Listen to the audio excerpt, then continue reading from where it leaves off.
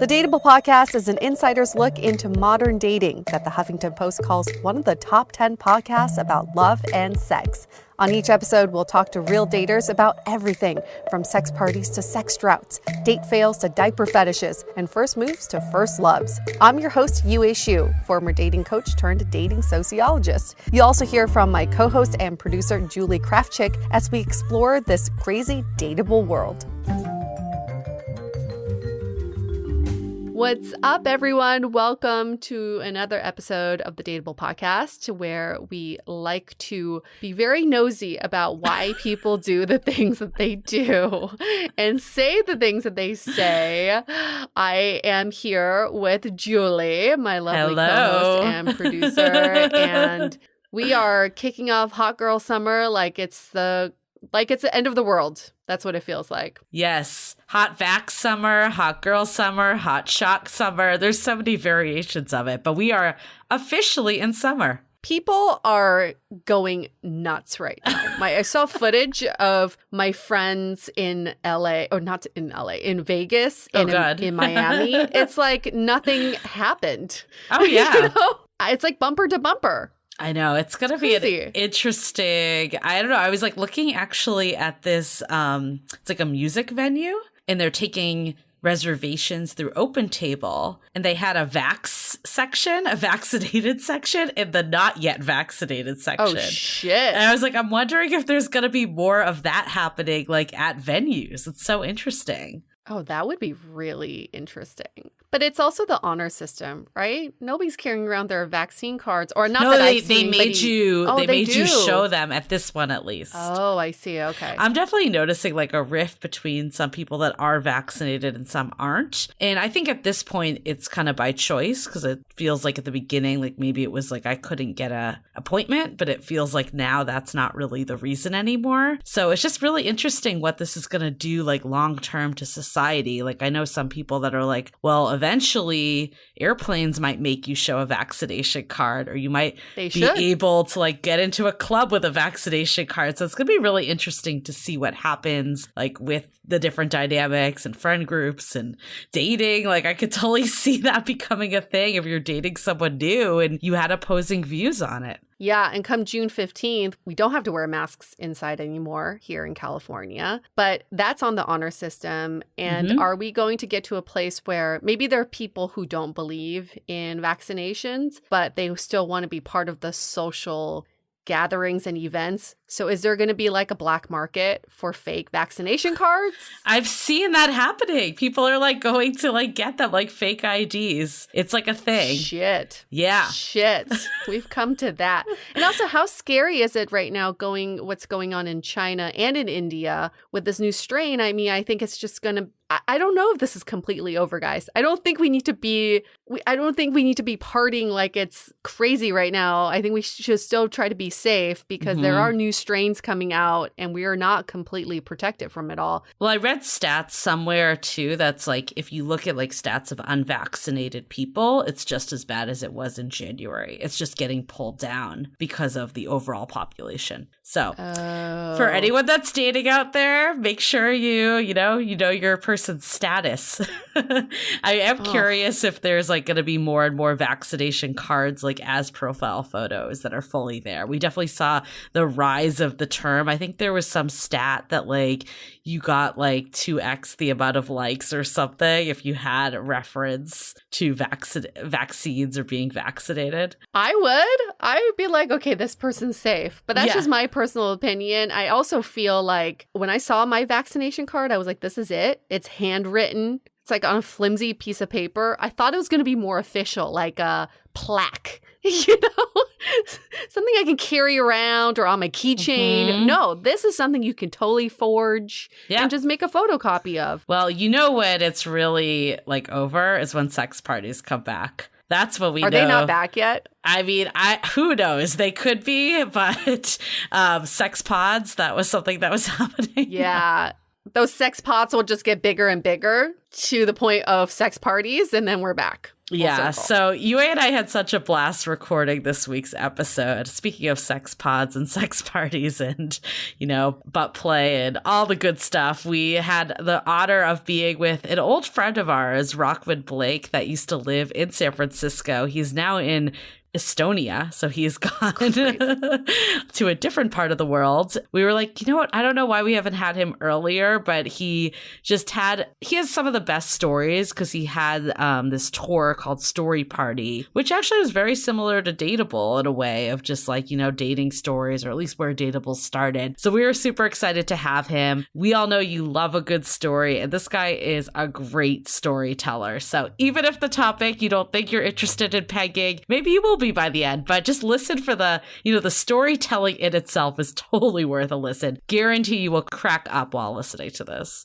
We love to see the stats of who listens. I mean, not exactly who listens to the episodes. We cannot trace you back by name and address, but we like to see listenership just based on the, episode topic alone. And we know some of the more, philosophical topics are really popular, attachment styles. I thought you were going to say pegging, philosophical topics. Well, yeah, then Julie and I have this theory that sex and fetishes are also very popular topics. And surprisingly, they haven't been as popular as more the philosophical ones. And it makes me wonder, is it because people are set in their sexual ways that maybe it's like, oh, if this doesn't apply to me, I don't need to listen? Mm-hmm. Or are they turned off by things that are not in their sexual wheelhouse? So we're encouraging you, if you're just listening to this now and you didn't realize this was an episode about pegging, which is not, it's only part of the story,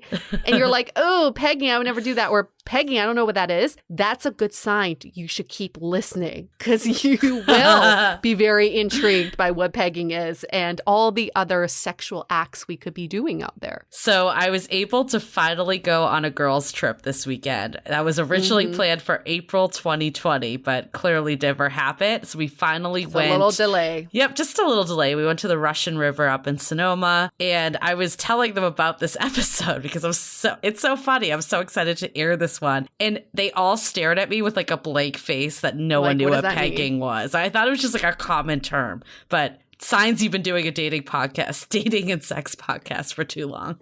I don't think I knew what pegging was till like 5 years ago. I don't think 5 years ago though, not now, Is it a newer term, you think? I don't know. I need to look into the history. We talk about it on the episode, but it was Broad City, that TV show, that put it on the map for me. Yeah. I heard it once before that. Maybe Broad City is the one that put it on the map, but I think the word pegging has been around for a while. I just never really thought about digging into it. No pun intended. But now I know so much about it. Sexual interests and fetishes, I think, are completely fascinating. And if I were a listener of this show, which I am, it's the sexual ones that I'm really interested in. Racking up the downloads on those ones. We know you loved puppy play. Because I'm like, wait, where do you go to get these toys? How do you learn this? I think it might have been Swati, one of our hosts and moderators, that she said that like during the podcast discussion group for puppy play, everyone commented that UA seemed really into it.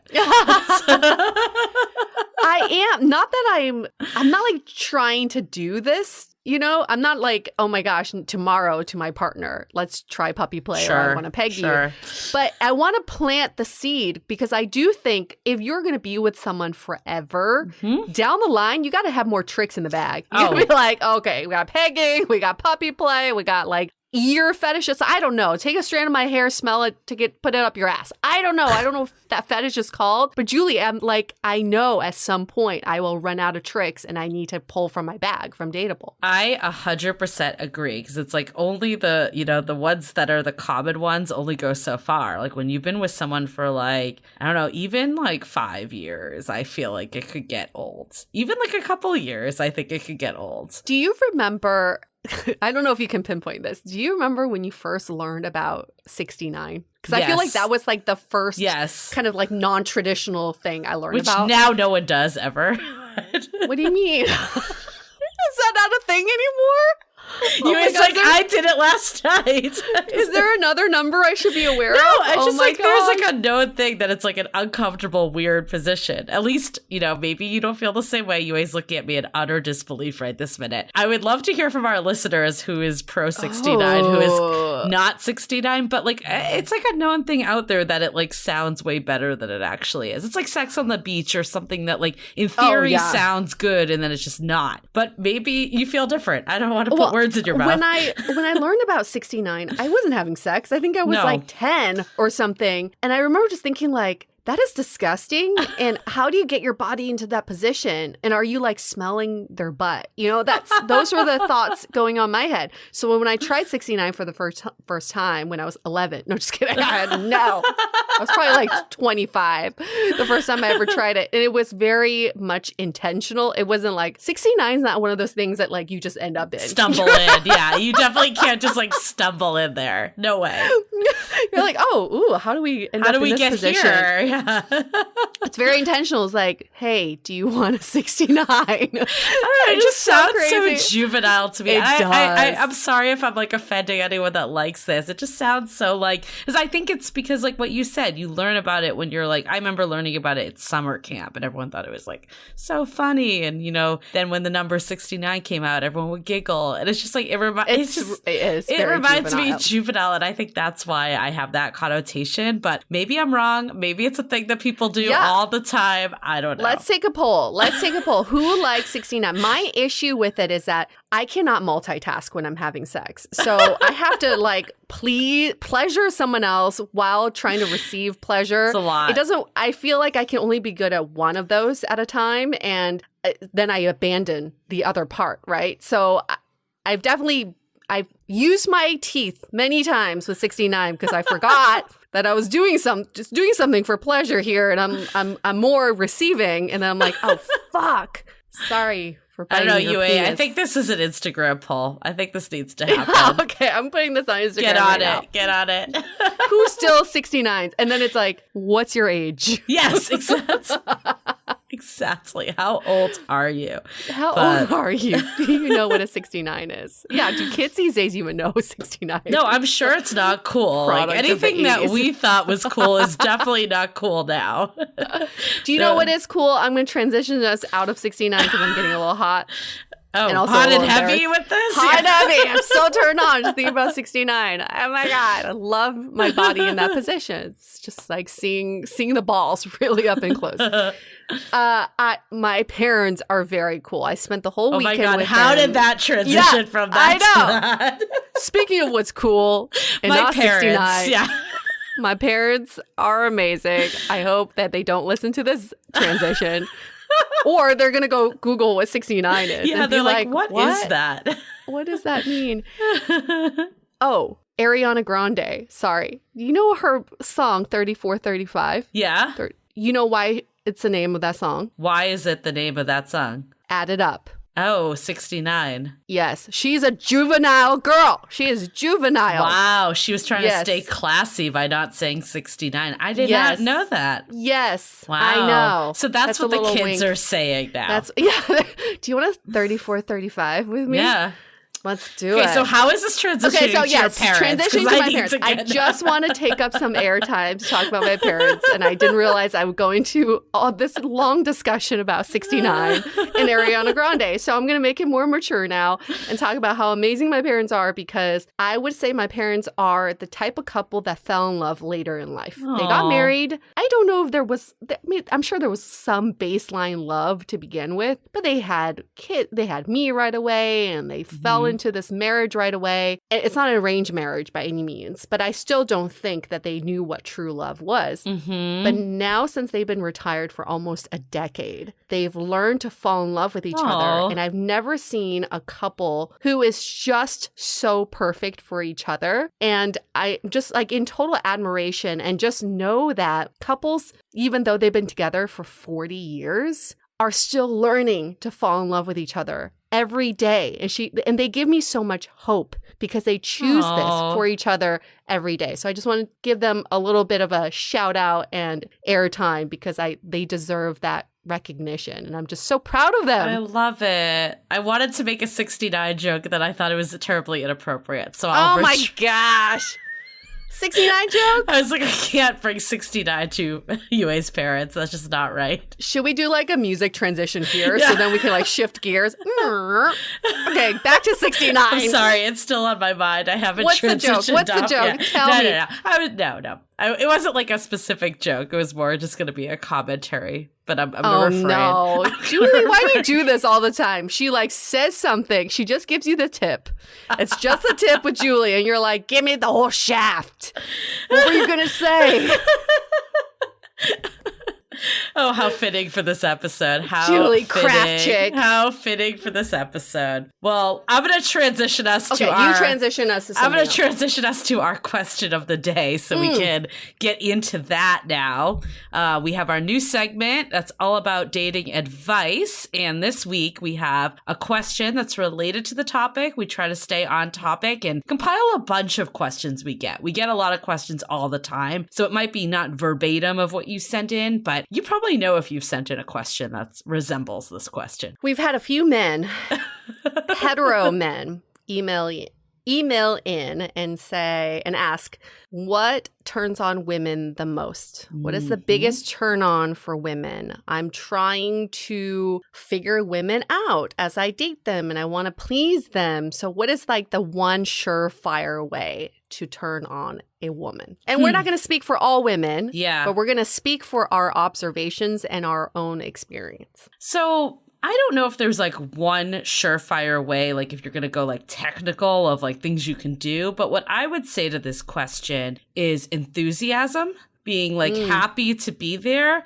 and then also focused on her pleasure. Like, how can you give her pleasure? I would say if you can just focus on those two things, that's going to be how you unlock that. And it might take exploring a little because no two women are the same. And maybe she knows what she wants and she can direct you, or maybe she doesn't know and you might have to do like a little more trial and error. But I think if you're going in with those two attitudes, like that's how you'll be able to pleasure a woman. Yes, the attitude. It's all in the attitude when sometimes you may not be great at what you're doing, but if the attitude of you're like super enthusiastic about what you're doing, it sets a different mood. It's a good mood. Yeah, you gotta just try. Just give it your A-star effort, right? A is for effort. A is for effort. I would say the biggest turn on for many of the women that we've talked to, myself included, would be confident eye contact. I like that. And I say this because if you just observe two people on a date, I challenge all of you to go to a restaurant, just pick out the couple that's on a date, maybe like the first 3 dates or something. I challenge you to just observe them and time how much they actually make eye contact. There's some stat out there that people on dates only make 10% eye contact. Wow. And that's insane to me because all we're doing is like looking at the food, looking at our drink, looking elsewhere. But if you're not really looking at the person you're there with, how can you expect a connection? And that's why we drink so much on dates, because drinking loosens us up, and then we make eye contact when we're drunk because you probably have a lazy eye when you're drunk, or you're just like, I can't turn my head as fast. But eye contact is so sexy. If a guy can hold my gaze, not even say a word, that completely turns me on. I thought this question was about the bedroom, but I think eye contact also carries over there as well. Absolutely turns. Oh my gosh, there's nothing sexier than if a guy goes down on me and then comes up and makes eye contact. Oh my gosh. Right. Like I just did that. Yes, right? Exactly. That's where I think enthusiasm, eye contact, and the ability to like focus on her pleasure, that's all you need. Those are the three. That's all you need. But there are no tricks here. There's not like a finger twirl or like a fist in there or like a double toe. I don't know. I mean, double toe could work. We're not saying it doesn't work, but I can't promise it works on all women. But if you just follow these 3 rules, you're guaranteed to get arousal from your partner. And I like it in and outside the bedroom. All 3 of those apply to even when you're on a date and you're not in the bedroom either. So quick announcements. We have a live stream with June's member of the month. They are an exceptional member of the community. I will not say any more because I feel like if I, keep going, I might disclose who they are. No clues. Let's just say you got to come to see who they are. So this one we're going to be doing on Wednesday, which is most likely the day you're listening to this. So if you're not already in love in the time of Corona, our public Facebook group, come on in.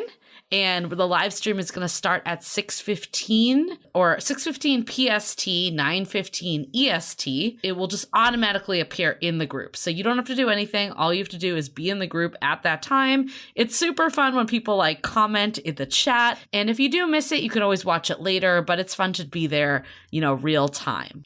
And people get rowdy in there. We'll be discussing 69 for sure on this live stream. You bet. And maybe my parents too. We're just waiting. Oh, God. We're just waiting for the day that Facebook kicks us off the live stream. So we're just going to keep pushing the boundaries every What did we single talk about week. last time?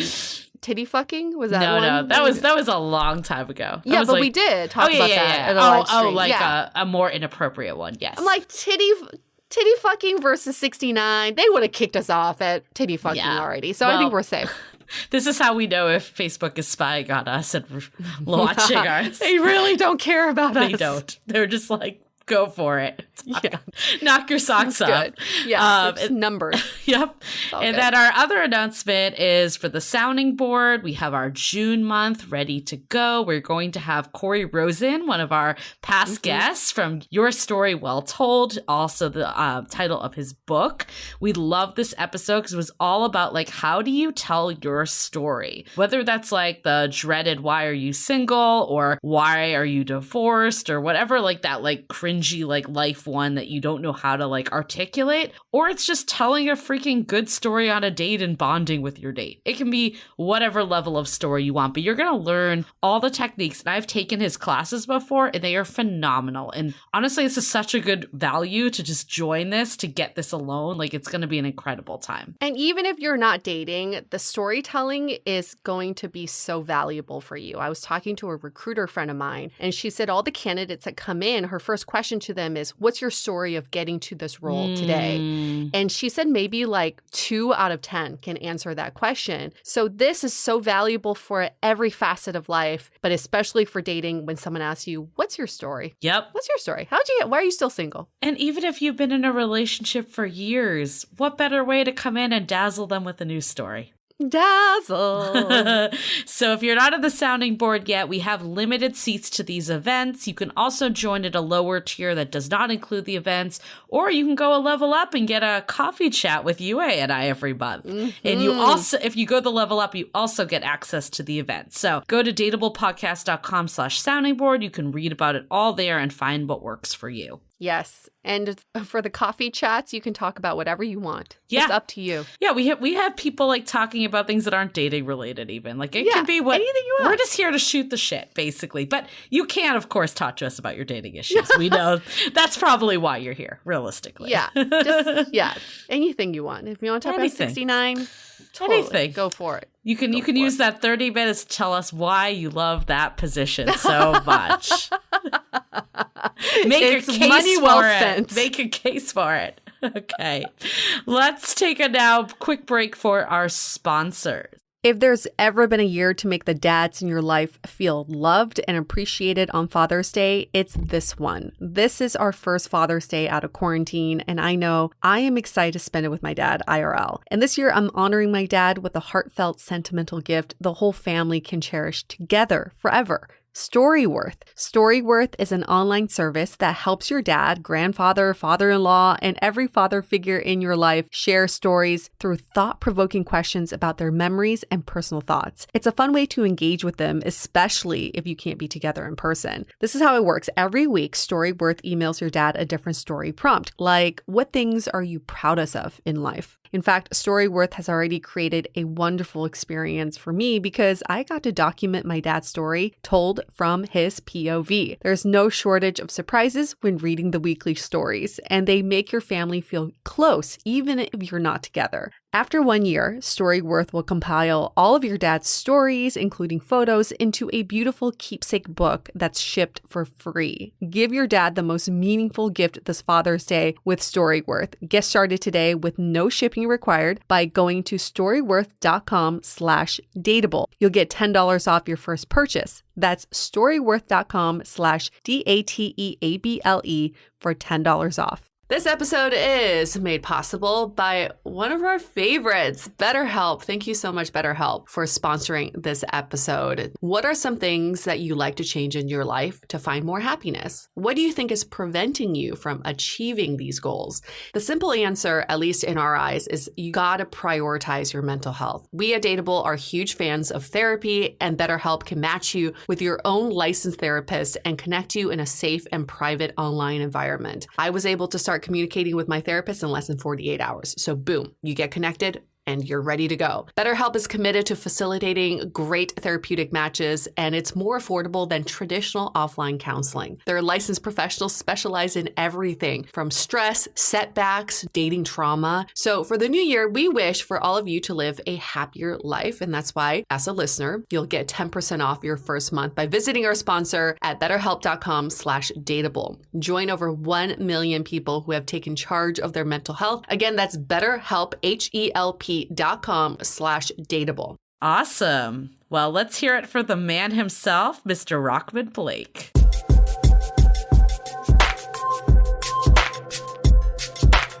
We are so lucky to have Rachman Blake with us, the king of storytelling. He has sold out audiences in over 65 countries with his brainchild Story Party, which has people sharing their true dating stories. That sounds both hilarious and just terrifying at the same time. He is 36 years old, currently lives in Estonia. He's been there for 6 months, originally from New Jersey, and in a monogamous relationship. Julie went to one of his shows in San Francisco, and she came out of it, I think it was like 3 hours, right, Julie? Yeah, it was a long show, but it was super entertaining. And I remember I went with Courtney K. We'll give Courtney a shout out. And I remember just like being like blown away by just hilarious it was and how many good stories there were. Because you just never know. You know, people always think their dating stories are funny, but you guys had some damn funny stories.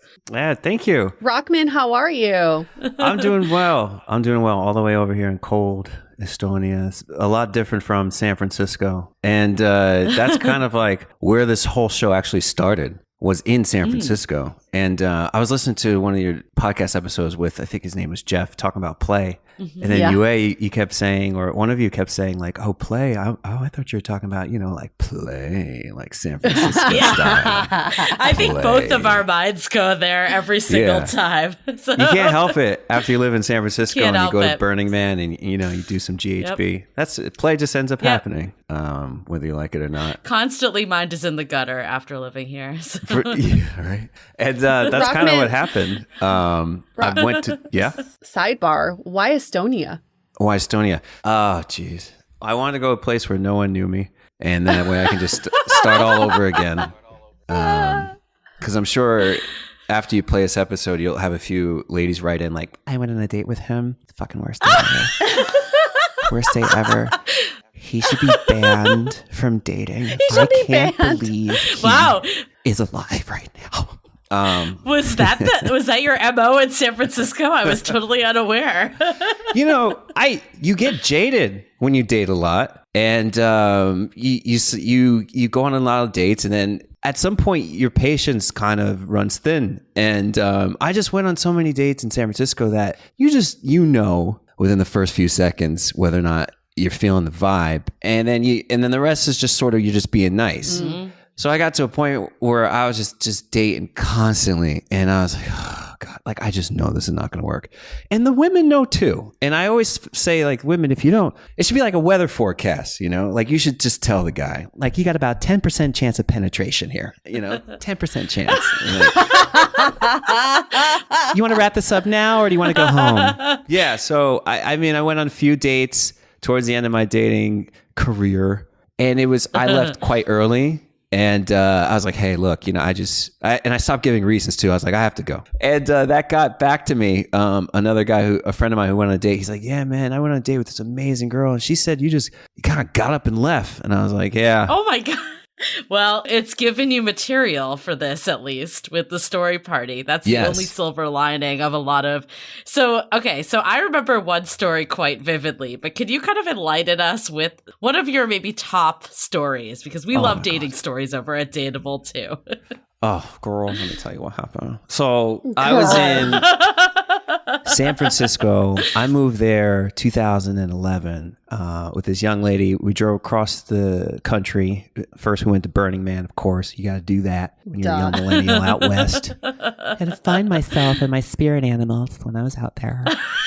And we move in together to this guy who we met at a play party. And now I'm not like one of these like crazy overly sexual guys. I had just kind of started my journey into the underbelly of the dating world in San Francisco, and I went in like hard. We moved in with a guy who was kind of a seasoned vet, and so you're hanging around these people and you're influenced by them. One of them was a porn actress at kink.com, and the subject kind of got thrown around about this idea of this pegging, and I never really heard of it, and so I started watching pegging porn just for research, just to see what it was all about, just research. And just for research. Yeah, like 40 gigs later, I was like, man, I kind of want to try this. And it's a weird thing, because when you're a man and you're straight and you think that, all right, I want to put something on my butt, the immediate first thought for most straight guys is that's gay. Mm-hmm. And first of all, like when you say that's gay, they're saying that's bad. It's gay, you're straight, you can't do it, it's bad. And I feel like it's not gay. First of all, not being gay is not bad. Even if it is gay, it's not bad. But if it is gay, which it isn't, it's totally all right. And it's not gay if you don't tell your friends. That's the main thing. You just don't tell your friends. I actually have heard a lot of guys say this. A lot of guys like the penetration, but there is that, taboo, and kind of, I guess the reaction is totally there. I totally hear that. Yeah. Well, but guys always ask for a finger up their ass. Like, what's the difference between that? They don't want to say that publicly, though. That's like but I do think guys are okay saying I want a finger up my ass, but they don't want to say they want a dildo up their ass, because that's in the shape of a penis. Right. Yeah. Right. That's weird. What's interesting is a lot of women have. And this happened to me a bunch of times in San Francisco. They hear their friends say a guy likes a finger up the butt, so what they try to do is. And they know the guy might be a little bit shy about it, and he doesn't want to seem like he's gay. So the women will kind of just inch the finger slowly up the ass. When the guy's distracted, he's on top like, and she's like the itsy bitsy spider. She's just trying to test testing the water. Yeah. The gay gauge, the gay meter. And then just let's see how fruity he is. And then and so I've had that happen a bunch of times. Like I'm on top and I just kind of, her hands start like at the top of my back. And I just kind of feel them slowly inching down. I was like, oh no, she doesn't. Does it. And I just quickly roll over and throw her on top. Like, do you like it? No. Are you into it? No, not really. No. Okay. I'm not into the finger up the butt anymore. And it's because I think the issue is like some girls really like it, and I guess I have to be comfortable with them. Some girls like it, and they're like finger up the butt, boom, and it's fine. But they don't. Sometimes they do it because they think the guy likes it, and they don't really want to do it. So they'll get it in there, and then the rest of the night is like, where do I put the finger in the butt finger? It's no longer, you can't just like roll around and be intimate. It's like, I don't want to touch anything. It needs its own glove. It's just like it needs its own condom. Hold it up the whole time. Yeah, or she just takes a knife. She's like, I'll just chop this off. Okay, we're good to go. Wait, so how did you go from I don't really like a finger to I want a dildo? Like, how did that transition happen? Yeah, so that was the issue. At some point, spoiler alert, I just like, you know what? Nothing else off the butt. And that's what happened with this dildo story. So we're talking about it, and I'm looking it up. I was like, all right, I gotta try this, And one of the issues is when you watch a lot of porn, whatever you're seeing on the screen, you end up thinking like it's going to be just like that for me. I was enjoying watching it, but I was enjoying watching it because I had slowly desensitized myself by watching porn for like, I don't know, up to that point, must have been like 10 years, 14 years. And normal stuff doesn't get me off anymore. So I've graduated to female domination. Right. And it's so stimulating. It's so wrong. You know, you're taking a dick, which is wrong for a lot of straight guys, and then it's from a woman, which is even more wrong. So your mind is just melted, like, oh, this is such a turn on. But basically what happened is you're just like a junkie who no longer gets high off the normal stuff, so you got to shoot it into the vein. Right. So that's what happens. Right. You're like when you up watch the too penis. much porn. Like no veins, just up the penis. Up the dick. Through the That's pee the only hole. way I get through the urethra. That's the only way I get high. And what's so unfortunate is a lot of men, myself especially, just didn't realize this. I just thought that I had this fetish from deep down somewhere, and then I needed to explore it, and I just need to do this. And it wasn't until I stopped watching porn, the first time I took a fucking break, for like 60 days to like half a year, that all of these fetishes really started to just fade away. You know, they were sort of still there, but you know, I'm willing to explore it just for funsies, but there wasn't this craving and obsession.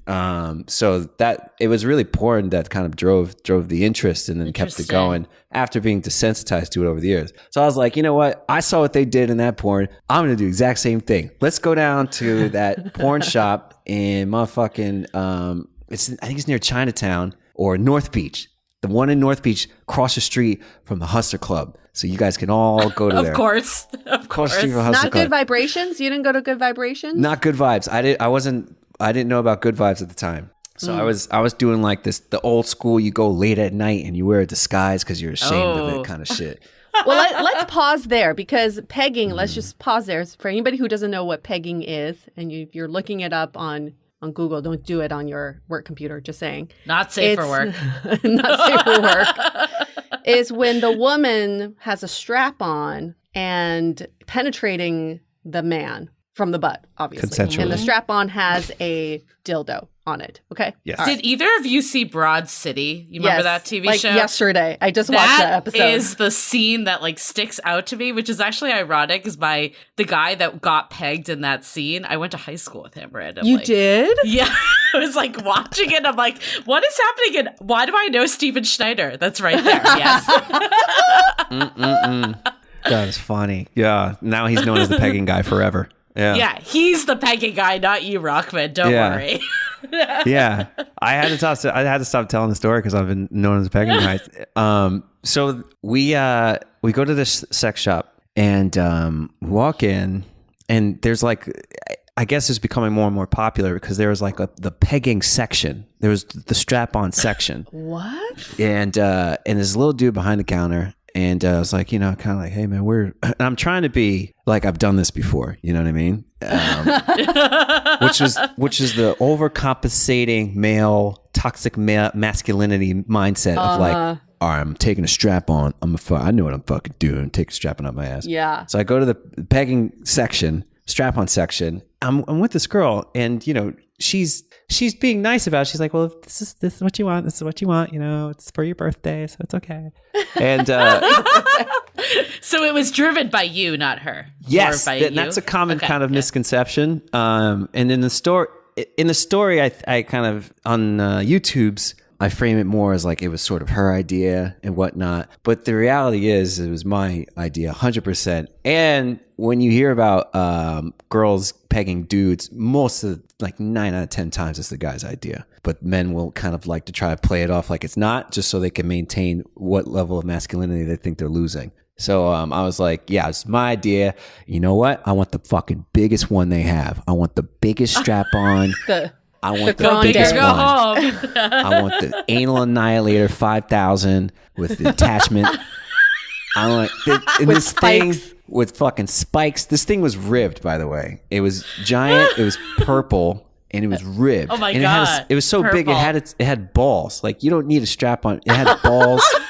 It was so huge, and the guy, it was all the way up top, so he had to get a little step ladder, and he brings this thing down, and it's been sitting there for a while because no one's that stupid to use it. And he like dusts it off, and I was like, "That's it. That's my anal annihilator." And he's like, you're going to need some lube for this one. I was like, yeah, lube. Yeah, of course, man. I mean, I ran out because, I do this all the time. And so he gives me like a little like packet, and then we pay for it. It's expensive too. Now, when I say like big, it's not some fetish people are probably listening to this and you're like, oh, okay, so it's big enough to like, you can, choke a donkey on this thing. It was like big for a beginner. So about 8 inches.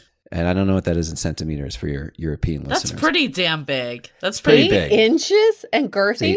8 inches and girthy with ribbed with balls. I mean, I read somewhere like the average is like 5 . So 8 is pretty damn big. I love that you read plastic. that somewhere, Julie. Do tell. Through my research, the average is 5. I gave a questionnaire to my vagina. Vagina, what's the average dick size, Siri? What's the average dick size that's found into my vagina? Actually, Alexa. Alexa, right. Alexa's the dirty one. Siri's PG. My asshole is Echo. Because of all the big dicks. Echo Dot or Echo? Echo. So we were looking. We get the biggest one. I get the biggest one, and then we go back to this hotel room we were staying at because we didn't want to do it in the place that we were living because we didn't even have a door at this place that we were living. We just had a sheet. That's how it was like, that's how it was. So we get to this hotel room and she's like, all right, I'm going to go to the bathroom and put it on. I was like, yeah, take your time. I'm like getting ready on the bed, trying to find a way to be like sexy. I don't know. And she comes out and it's like down to her knee, it's like really long and it looks so much bigger on her than it does in the store. And I started to feel uncomfortable. I was like, this might not go how I planned, because in the porn you see the guy like taking, he's like, and my whole idea is like, I want to be the woman for once, because you spend your whole life as a man trying to just bring the best dick you can. And it's not always the best, but you try as hard. And I was like, now I get to be the woman and I can sit there and just judge her performance and then just be like, let her do all the work. Yeah, let her do all the work. This is why sweaty. Some guys like to be dominated, right? It's the reverse. You get to give up. And the funny thing is, when girls I've known have worn strap-ons before, they always realize just how much work it is. And then they feel a bit of empathy. They're like, wow, I can understand why the guy always falls asleep after he comes, because he's doing a lot of fucking work. It's a lot of work. Yeah. I remember watching that pegging video in Broad City, and I remember being like, damn, that looks like a lot of exertion. Yeah, it could be a workout. And you did no prep for this. Like, you did not relax take whatever it is, poppers to relax your butthole or nothing. You're just like going into it thinking you were going to just get it. The Dateable podcast was not around in 2011. And sex positive, pleasure ed stuff was still on the fringes. So you really had to scrape the internet for it. And I've since gone to, after what happened, I since went to a bunch of workshops in San Francisco where they talk about this stuff, and I'll bring up that story almost like it's Alcoholics Anonymous. Like, hi, my name is Rachman. I was pegged. I live to talk about it. And then I did not use lube. Yeah. Same question. Everyone's like, you didn't fucking use lube, you noob. Fucking noob.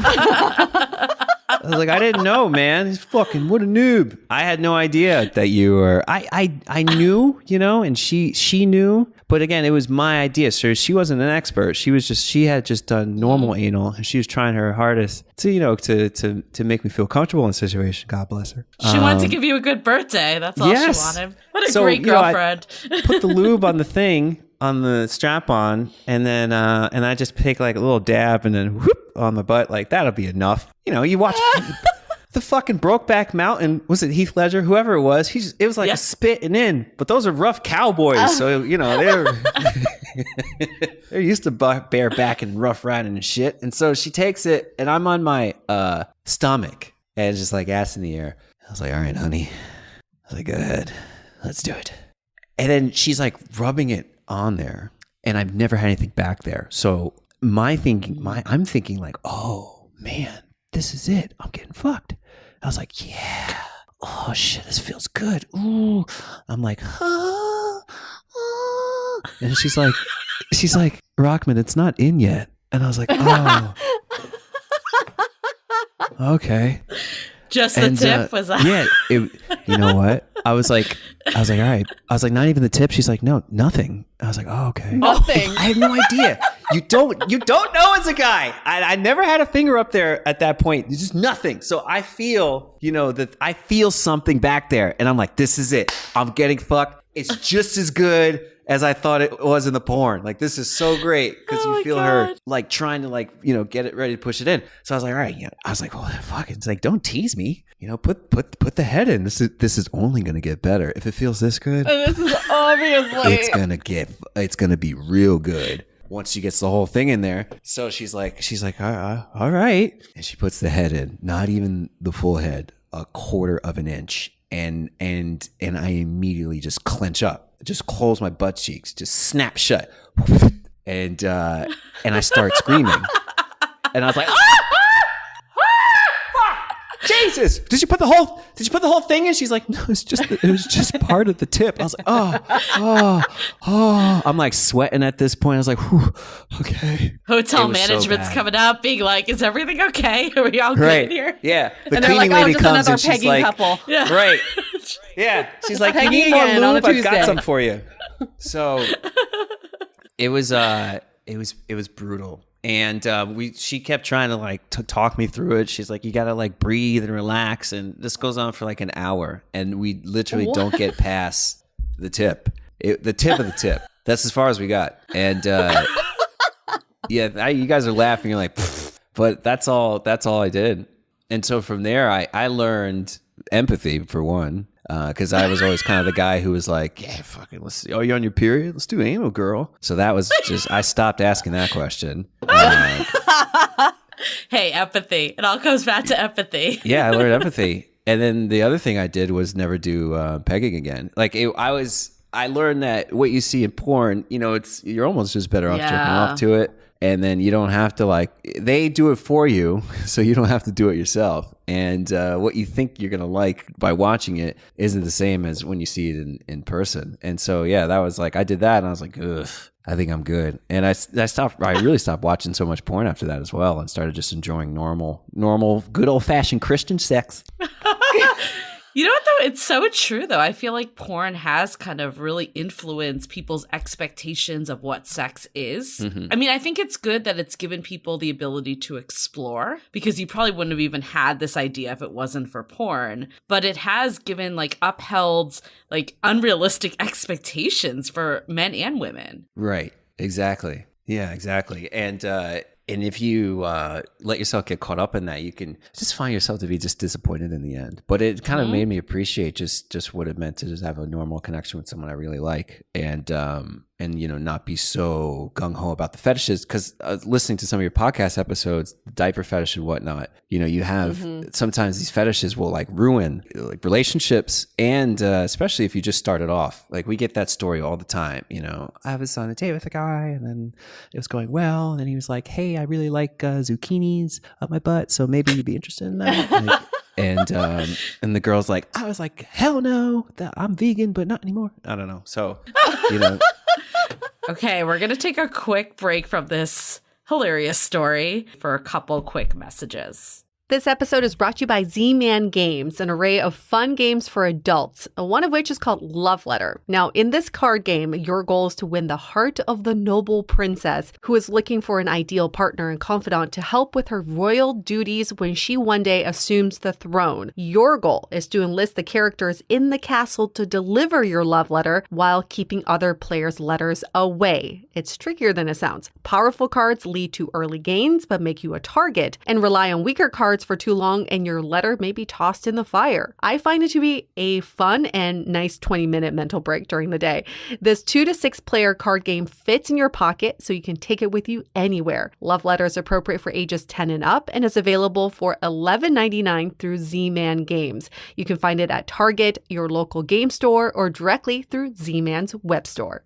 Let's face it, it's a weird time to be dating or developing relationships. Have you recently decided that you want to make some changes to your love life? Maybe you've recently re-entered the dating scene. Maybe you've gone on one too many dates that went nowhere. Or maybe you're ready to take your current relationship to the next level. That is exactly why we created the Sounding Board, a true extension of our podcast that delivers a personalized experience, which includes one-on-one coffee dates with us, a monthly Dateable Live after show, exclusive audio content, and much more. Allow Julie and I become your dating Sherpas to provide real-time guidance and wisdom in a more intimate way so we can navigate dating and relationships together. Join the Sounding Board today by going to dateablepodcast.com/sounding board. Again, that's dateablepodcast.com/sounding board. Okay, let's get back into this convo. But I do give credit to your girlfriend because the irony was that I was actually sitting next to her at your show when you told the story.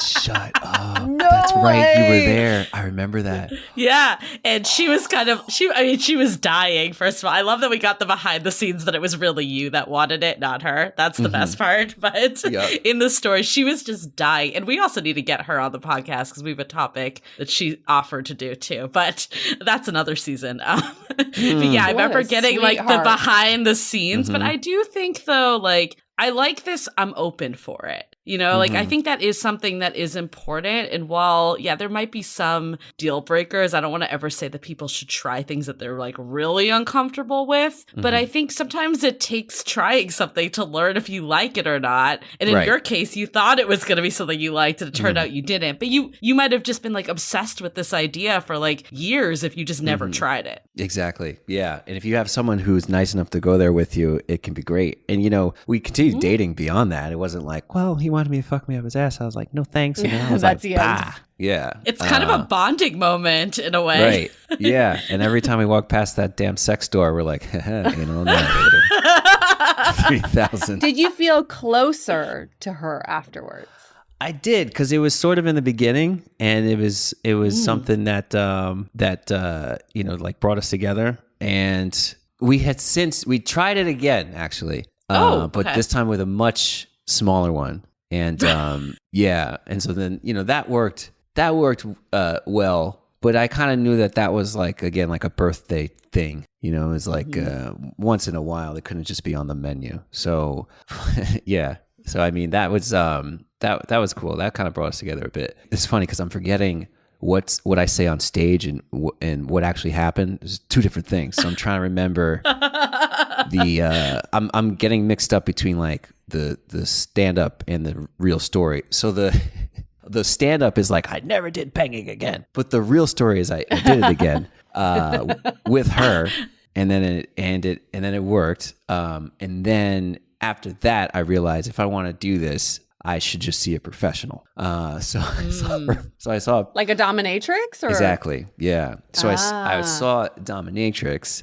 and then as I was like, I went to one, and I realized like, and then I stopped watching porn, and then it slowly started to fade away, that kind of interest of going to see a dominatrix and all that. So that's the real story. Also, there's a professional dominatrix who I've found watching pegging porn, and I ended up doing an interview with her, and she like reacted to my pegging story on YouTube. So you can actually see a professional dominatrix like breaking down what I did wrong. And the first thing she said, and she was full character, and she had her whip and everything. She's like, stop the video.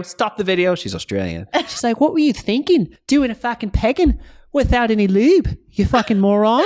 And if anyone can take one thing away from this, that's it. No, we're gonna have to definitely link to that in our notes. So but it's just funny. Your YouTube is Rachman Blake, right? YouTube is Rachman Blake, yeah, and pegging. Yep. Porn star breaks down my pegging video. So yeah. If you just search pegging Rachman Blake, you'll find it, right?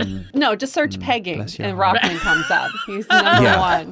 But you know, SEO. But SF is really good for that, San Francisco, for like trying new stuff and getting into the dating scene and getting weird and all that. And our show started there really because like people are kind of open to those kinds of experiences and talking about it. And I realized one of your previous guests that told the story about how the guy on the date got his dick caught in a zipper. she told that story. Oh yeah, Zipper Dick. Zipper Dick, I believe she told that story at our show because it happened. She mentioned that. Yeah, we used to give away iTunes gift cards, and we would let 3 people in the audience. Oh my God, that was your show. Stories. That's like full circle. Yeah, full exactly. circle. And I believe it was our show. It sounded like she told a story around the same time, and it very much sounded like our show, which is a singles comedy show. And then we had the storytelling portion of the show, which started in San Francisco, and then the storytelling portion was so good because of stories like hers that we just decided to make an entire show just around the storytelling portion of the show. So we pivoted in Silicon Valley, San Francisco speak, to a storytelling show about dating, just so people could really feel like they're not alone. You know, they're not the only ones who their dick caught in zippers or strap-ons up the ass. I'm still stuck on this part of your story where you said you tried it the second time and it worked. Can you just elaborate on what you mean by it worked? I'm going to be vulnerable here. I don't like this. Show us your V card. Show us your V card. I was hoping we could just skip over that. I'm trying to change the subject. I'm like, San Francisco is a great place to date. Yeah, I know. I love how you're like, let's pivot. Yeah. I'm like, no, but wait. Let's talk about that second dick that was up your ass. You took a dick up your ass and it worked. Tell me about that shit. Yeah, tell me about that shit. So, all right. So we went. So we go back to the same store actually. And instead of looking all the way up on the sizes, we looked down the floor for the smallest one. And there was actually one that said beginner strap-on kit. And it was that one's really meant for dudes because I think it's a woman with the thing on, and then it's like 4 guys or whatever, and it's a tiny one, and it's a purple is black, and yeah, that one came with like an instruction manual at least, you know, and like make sure you get a lot of lube and all that. And so I bought this and then I just put it in the car. And then we came back from Burning Man again, and then you're always feeling adventurous at the Burning Man. You're trying to relive the high. So I had it. I was unpacking my trunk and forgot that I had it in there. And we're staying on my friend's blow-up mattress in Palo Alto, and she had gone to sleep and it was late at night. And I had unpacked all the shit, and so like I see this little beginner strap-on box, and I was like, "Hey, honey, what do you?" Yeah. On a blow-up mattress? All right. Exactly. I was like, classy. You want to try this one again? It fucked up last time, but we got the beginner one, right? She's like, okay, all right, let's do it, whatever. So she puts it on, and it works in the sense like it went in, and I was like, all right, fuck me. And she's like trying to kind of get some leverage, but the blow-up mattress is deflating, so so we're just flapping around in this thing like a bouncy house. But it worked in the sense of like I was able to get the dick in, and then it felt okay. Like it wasn't like this is what I've been looking for. It was just like, this is better than last time. Well, let's revisit the Broad City episode because it's so fresh for me. I just watched it yesterday. The whole point of contention was that she does peg him, and it was really good. And then she washes the dildo in the dishwasher, which deforms the dildo. So she tries to find the same one at the sex shop, and when she tried to use it on him, he was like, no, that's definitely not the one. So what I'm guessing is you might have to just try a few dildos to get the one before you find the right one for you. Because he was very adamant that there's only one that's molded to his butthole that he uses. I think maybe, I don't know. Maybe that's the case. Maybe you need a middle one, like a mid-size. Goldilocks of pegging. I really don't know. I had done it, but not enough times to finally get to the point where this is it. I found the golden dick. I just haven't. It kind of depends on I think the person doing it. I think that's one of the issues with it was when you have someone that's nice enough to do it. They're like, all right, I'm doing it, but like that, like they're I said, not really into it. This will just be your birthday. And then that's when I was like, maybe I should go try this with a pro. Let me try someone who knows what they're doing. This was in SF again, which is great because you can find anyone to meet your sexual needs there or anything. And we met at a play party, and it was at this guy's house who's been doing these play parties for years, sort of in southern San Francisco. And one of the things with play parties is when you get there, you want to kind of start your playing early because if you get there late, like everyone's got like saliva on them and it's kind of gross, you know. Everyone's paired off. The person you want is they're like in a closet somewhere sucking some dude's dick. You're like, damn it, I came here just for them. So everyone, it was like a game of like musical chairs with dicks. You're like, oh, it's all taken. So I will never look at musical chairs again. So I get there and I was with my girl at the time, but we were breaking up and we kind of knew the relationship was on the fritz. And she was sort of in a place like the only dry spot in one of these like sea of beds of people like hooking up and fucking. And I remember going over to her and I was about to fall. And there was other people like around me. I was like, I'm going to ruin this orgy that's happening. And some woman sees me at the corner of her eye about to fall. And she must have been good at multitasking because she was also sucking this massive dick. And she's like, she sees me kind of falling like, ah, shit. She's like, here, take my hand. Sound I'm effects. like, oh. She gives me her hand that was just on this massive dick. A two-hander dick, by the way. Two-hander on this two-hander dick, all salivated up. And she's like, here, take my hand. And I was like, ah! And then I had no choice because I was going to either fall and impale myself on this dick or take her hand. So like I grab her hand. I'm like, oh, shit. Thank you, Samantha. And I kind of sit down with my girl. I had stopped drinking at that point for like, 30 days. I try to do these things where I abstain from things, whatever. And then I go back into it. And, I go much harder. So I was like, all right, no drinking for 30 days. So I'm going to fucking take some whiskey and that's it. But then I'm also going to take this random pill a stranger gave me.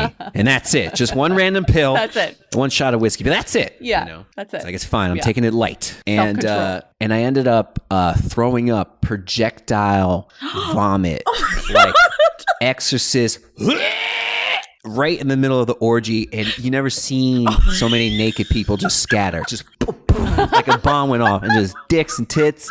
Everyone was just clearing the fuck out, and I felt so bad because it wasn't like I wasn't blacked out drunk, so I remember fucking everything. I was like, this is so bad. Yeah, Samantha was sucking that big dick, and the dude was like, hey, you fucked it up for me.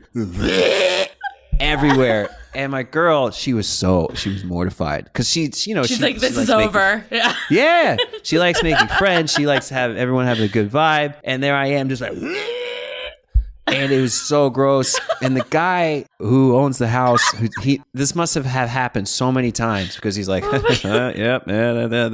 Did you get a pill from Johnny Electric? Oh, you can't take those. The Transformers, those will do it to you. Yep. Happens every time. He's like, it's fine. He's like, my God. He cleans everything up, throws it in the wash. I'm in the shower. He gives me a toothbrush while I'm in the shower. This is how like supportive the play community is. Most people think play, it's like, oh, people are going to be so weird and trying to like, shove broomstick up your ass. But he was so nice. He's like, here's a toothbrush, bro.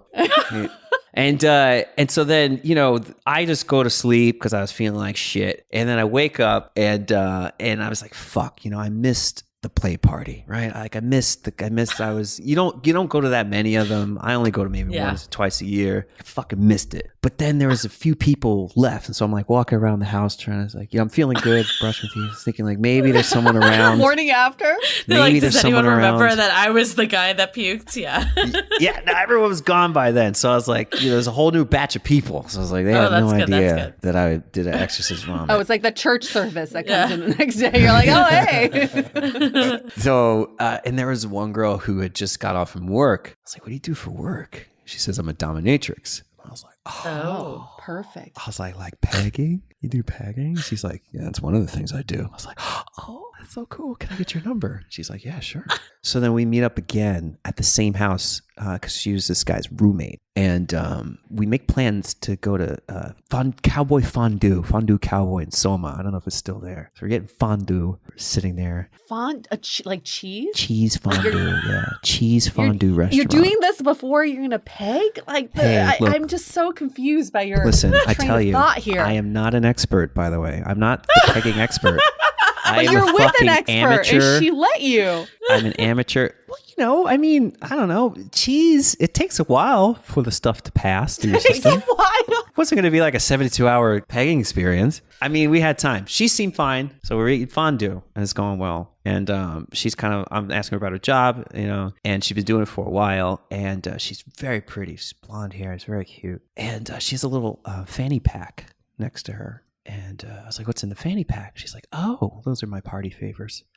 I was like, oh, okay. Oh. So we get back to the place, and I was like, what kind of party favors you got rolling here? And she's like, well, whatever you want. It's like nearly every letter of the alphabet. And you asked before, did you do any poppers? And I was like, no, but this girl had like everything. So she was a pro. She knew what was up. So we were like snorting, inhaling, doing the whole alphabet. And yes, I fucking do drugs, but just on occasion. And, just with pegging. Just on occasion. And we're going through all open this up my shit. Butthole. That's all. Don't judge. And then she's like, this will relax you. And she gives me a cap of GHB. And it was consensual date rape. It was awesome. And I was like, I'll take it. And she gives me this thing. And then we go into the bedroom. And she had her own strap on. You put a condom on it, and she cleans it and whatnot. And this was like, I guess a more, what do you call it? A better one. The anal annihilator, 17,000. But it was more professional. More professional one. Yeah. And so she puts this thing on, and then I lie down, and she knew what she was doing. She put on gloves, and then she starts teasing my asshole, and then she puts a finger in slowly and gets me warmed up. And that's what I did not do before. Yeah. At that point, I'm like just begging for it. I was like, oh, when are you gonna fuck me? She's like, that's what I like to hear. And I was like, oh, it's happening. Oh. And then she starts, and it was so good. It was so good. Really? Like, okay. So you did have that good pegging. I did. So I think this has been so interesting in general. I mean, first of all, you are such a good storyteller. I could probably listen to you tell stories all day long, but I actually learned a lot about pegging. Yeah. Yes. I learned a lot about pegging, but I think like the biggest takeaway I have from this whole conversation is definitely be open to things, but maybe it's starting a little smaller. I think going for the big one, like right off the bat, might have been like overzealous. I think we're always like, we want to do the biggest and the best, like from day one. But a lot of times it's like easing into something a little bit more. And it sounds like with other experiences, you were kind of able to get that. Other takeaway I have is like, be open to trying stuff. Like we kind of talked about it. Like I like commend your girlfriend for like doing that and like being there to like kind of go through that with you. And I don't think everyone would do that. And I think that while, again, not saying that anyone should ever like push their boundaries beyond what they're comfortable with, but at least stop to think like, could I enjoy this? Could I try this? Like, what's the worst that can happen? And if you really don't like it, at that point, you can be like, hey, I don't like this. Like, if you want to like get this need met, maybe there's another way. But like, at least you know, and at least you're open. Like, we've heard like stories of people just like shutting down fetishes. And we kind of alluded to this earlier. It's like, what is the right time? Maybe like right away is too much, but no one wants to be like shut down for their desires either. So at least like hearing people out is always, I think, the best way forward. And whether it ends up being something that's like a daily repertoire or like, you know, once a year on your birthday or never again, then you can at least decide after you've given it a shot. Amen. Yeah. I love that. I just feel like what I'm learning from this is everything starts with a seed of curiosity. And you can either choose to keep watering that seed, or you can say, okay, maybe it's just a seed and I'm just going to bury it. But I like the idea of just building on top of it one by one. I like that you you planted the seed from porn, but also you were thinking like, how can I move this along a little bit? So I felt like every experience you had with pegging was just building on and watering the seed. And yes, I commend your girlfriend as well for being along for the ride. And I think in a partnership, that's what it is.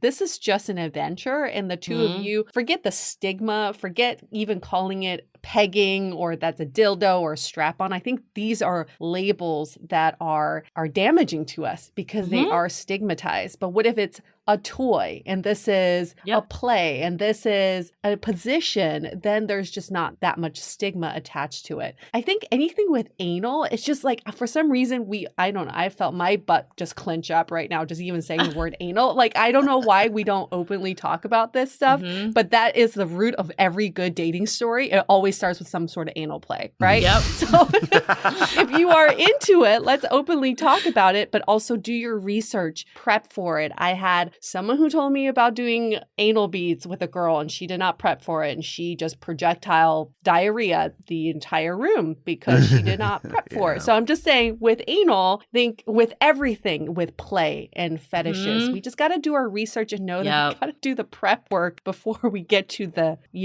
climax. And that's another product for Dateable. Dateable. How to do anal right.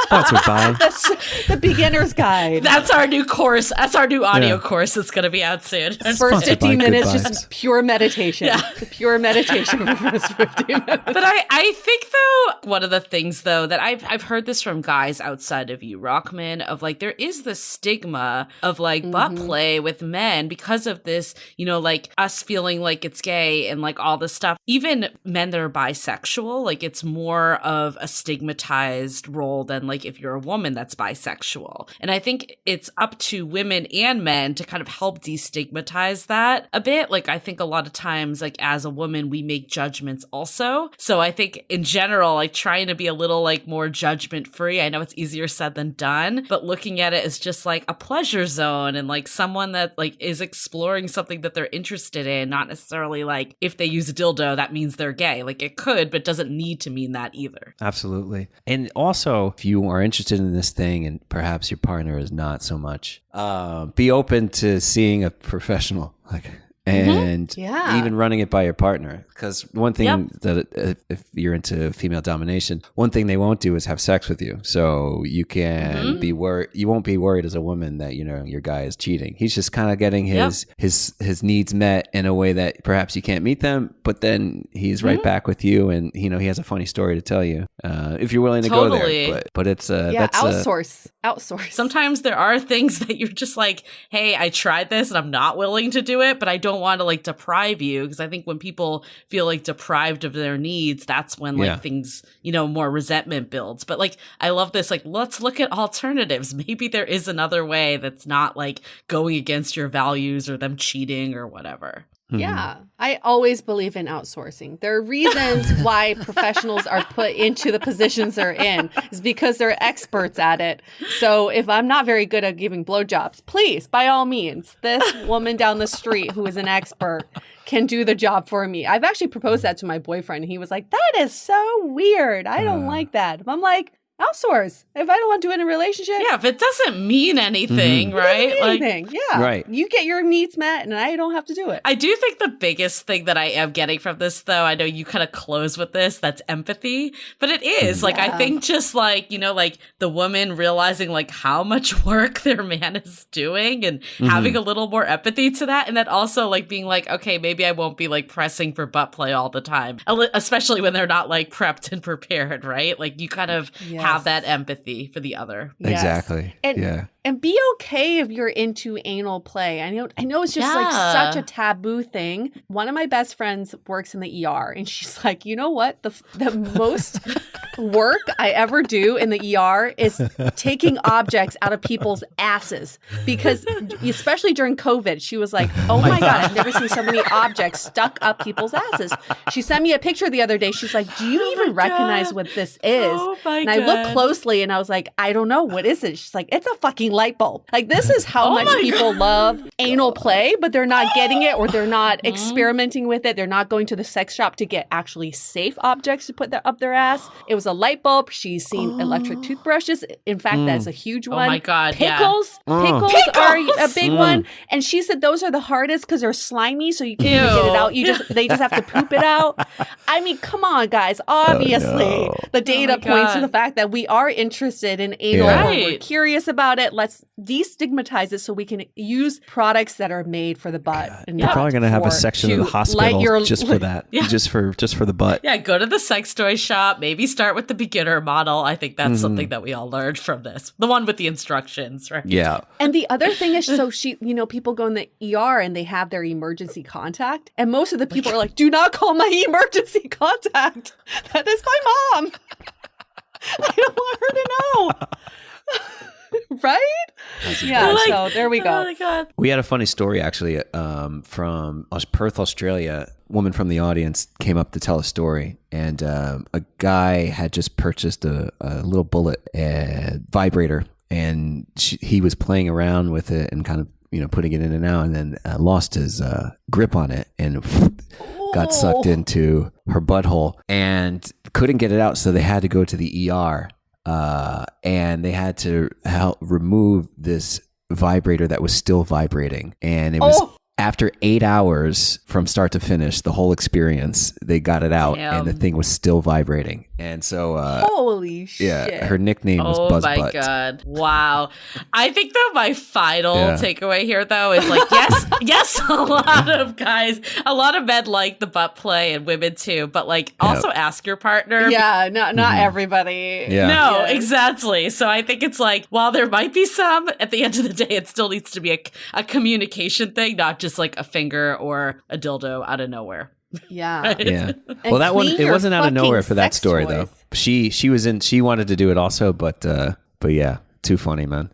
Oh man. Well, Rachman, you are full of stories. How can people, I know we gave your website earlier and your YouTube. How can people follow you on your adventure? YouTube's and Instagram's is the best. And the show, we tour around the world. We try to do, before COVID, we would come to San Francisco twice a year. And then we would do the States twice a year, but now probably just once a year. But you can find us at storyparty.co. And then if you just Google Story Party Tour, you'll find all of our YouTubes and Instagram and all that good stuff. Awesome. And we'll link all that in our show notes also. Thank you so much, Rachman. This was so much fun. We're so glad that we were able to get you on Dateable finally. Yes. Finally. Thank you guys. I forgot that we were doing Dateable. I actually just thought we were like catching up with Rachman after all these years. So tell me about the time that you got pegged. And then Rachman's like, oh, by the way, it happened 3 times. Did you like, were you, Julie, like, wait, I thought this was one pegging story. You know what? I'm just glad that we got the real behind the scenes of what really went down. That's all I'm happy about. Well, you guys are great hosts because you were sitting there like, come on, we know there's something else. God damn it. I'm not used to an audience doing that. Got it out of you. Yeah, the audience is like, great, next story. But you guys are like, you lived in San Francisco for that long. We know something else happened. So yeah, I appreciate you guys. Thank you so much. There's more to the story. And for all of our listeners, for us to get awesome guests such as Rachman, it really helps when you give us a 5-star review in Apple Podcasts. Just head on over there, 5 stars, quick comment about how much you love Rachman. Really helps us to get great guests, to get great content, and to get awesome stories so people feel comfortable talking about stuff being up their buttholes, on our show. You are never alone. Never alone. In anything, yes. And then, no sexual adventure is ever unique. If you've thought about it, someone else is doing it already. Right. That's what I've learned. Yes. Okay, so on that note, we're going to wrap this up. Rachman, stay dateable and lubricated.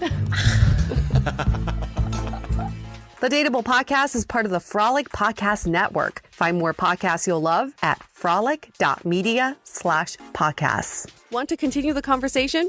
First, follow us on Instagram, Facebook, and Twitter with the handle @DateablePodcast.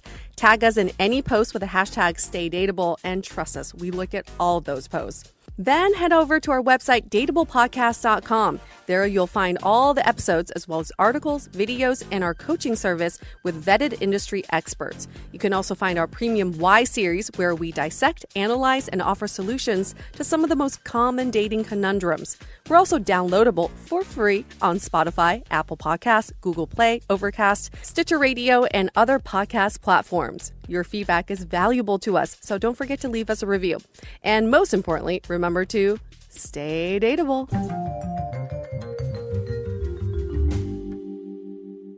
Attention foodies, Discovery Plus has what you're hungry for. With new original series and a supersized collection of favorites, Discovery Plus has the largest collection of food shows anywhere. With new exclusives like Bobby and Chata in Italy and Luda Can't Cook. The streaming service for everyone hungry for more. More cooking, more competition, more originals. All for only $4.99. Discovery Plus is the streaming home of food, plus so much more. Start your free trial